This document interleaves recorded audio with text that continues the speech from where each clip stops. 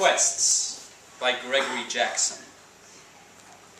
The last time Larry Agar played Brenda's bar in Rapid City, he'd wound up in a fight after the show with Brenda's new husband, Pancho Juarez, and finished the night in the Holy Trinity Community Hospital with 2 cracked ribs. That was back in March, and his body still remembered the fight, even if the reason for it was long forgotten. Larry's ribs had ached all through summer, especially when the cab of the Toyota got cold at night. As if that weren't enough, most times he checked his email, there'd be a fresh request for payment from the charity care department at Holy Trinity. If it wasn't the hospital, it would be somebody about the rent-to-own agreement on the Toyota, or MBNA politely reminding him that the minimum payment was due on the plastic. Everyone made requests. It was the same on or off stage. Brenda, on the other hand, had his cell number and always called him direct. "Remind me how many shows you've played in September, Larry?" she asked, before booking him in at the bar this time. At least the professional relationship between them had been constant. She wasn't going to see him idle, not while he owed her. "You better not be lying to me, Larry. You're overdue on the support again." And then, just to twist the knife, she'd call Layleen to the phone and gotten her to say, "Hi, Daddy," and "When you coming back to town, Daddy?" and "Pancho's been real good to us, Daddy."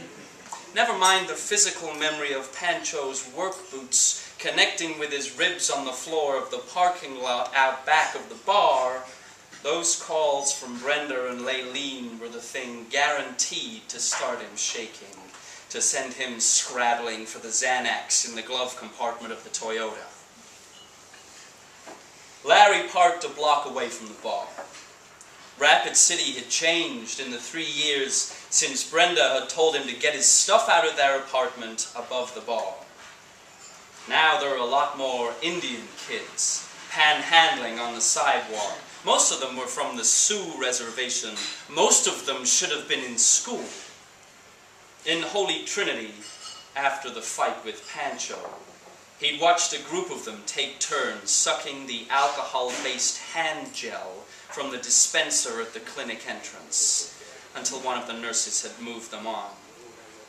Here, outside the bar, there were 3 Indian kids, probably less than his 45 years between them, dressed in plaid overshirts and torn denims, lank hair held down with baseball caps. He ignored the request for spare change. "Well, how about a song then, mister?" said one, clocking the hummingbird case as Larry walked past. "Can you do any Merle Haggard? What about Holding Things Together or something?" "Put it in writing, kid," Larry said, turning into Brenda's bar, "and get to the back of the queue, same as everyone else." Brenda had married Pancho back in January. Almost 3 years to the day she told Larry to clear out.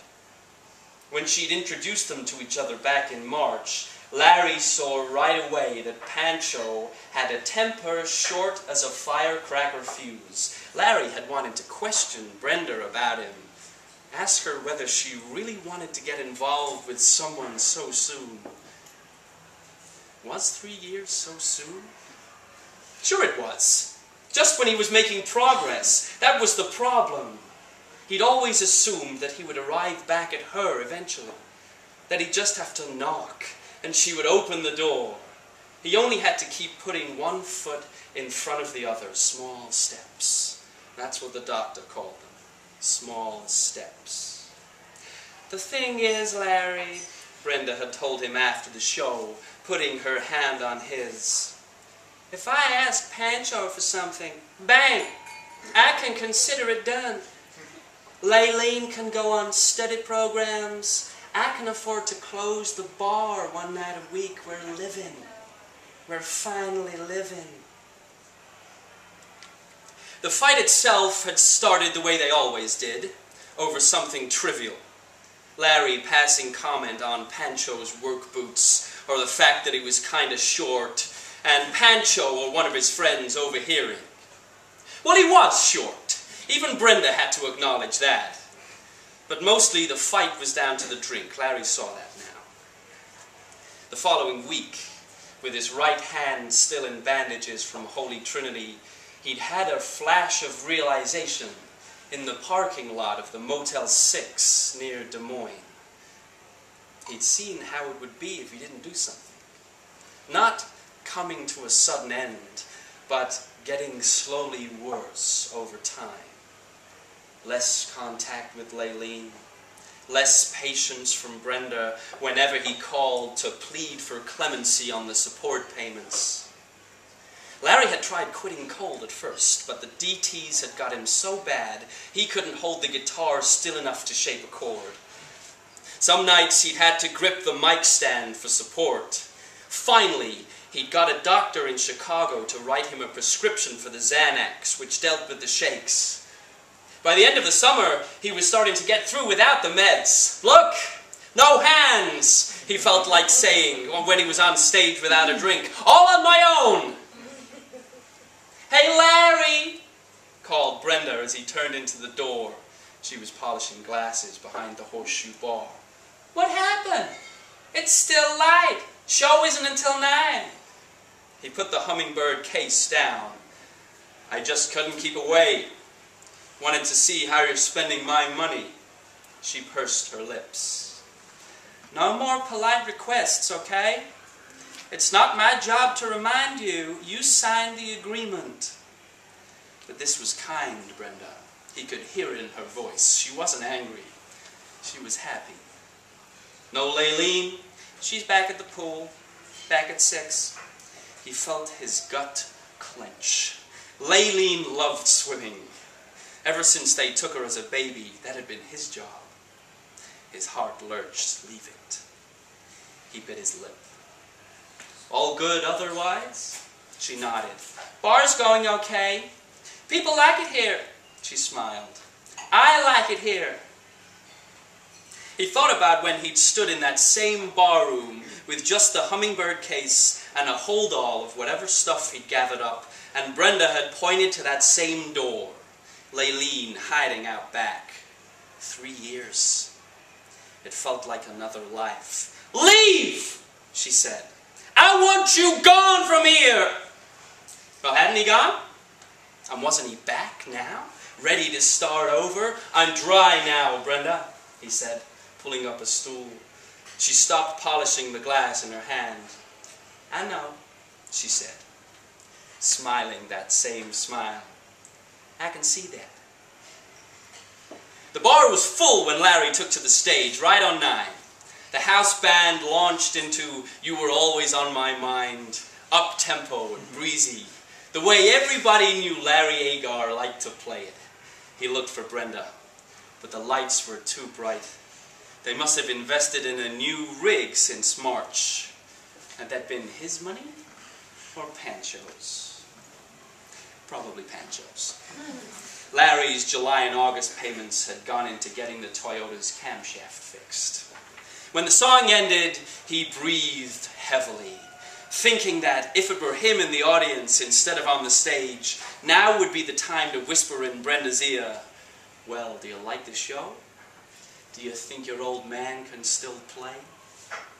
But he was up here, and she was down there. And before he had time to think, the band were playing the opening chords of Me and Bobby McGee, and they were off again. He watched the faces of the folks just in front of the stage. A few of them were mouthing along.